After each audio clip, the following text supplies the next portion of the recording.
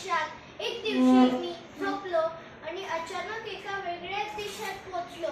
त्या देशाचं नाव होतं सप्तरंगी देश. असं नाव का होतं? कारण की तिकडे 7 रंगांचे झाडे, फुलं, रस्ते, घरं आणि प्राणी होते. तिकडे झाडांवर चॉकलेट आणि बिस्किट लागलेले होते आणि पाण्याच्या जागी आईस्क्रीमचे झरणे वाहत होते.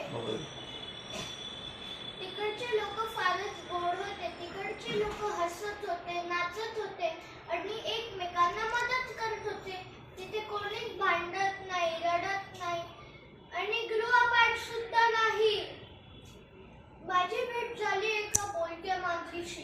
तिचं नाव होतं झुबी.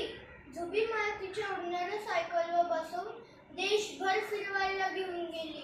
आम्ही पोहोचलो एका फुग्यांच्या जंगलात. तिथे सगळी झाडं फुग्यांनी बनलेली होती. मग आम्ही पोहोचलो एका चॉकलेटी नदीवर. तिथे चॉकलेटच्या बोटीतून फिरायला मिळालं.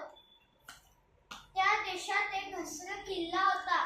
त्या किल्ल्यात जो पण जायचा तो हसायला लागायचा, कारण की तिकडे फक्त विनोदच ऐकू येतात. मी तिकडे इतका हसलो की माझे गाल दुखायला लागले.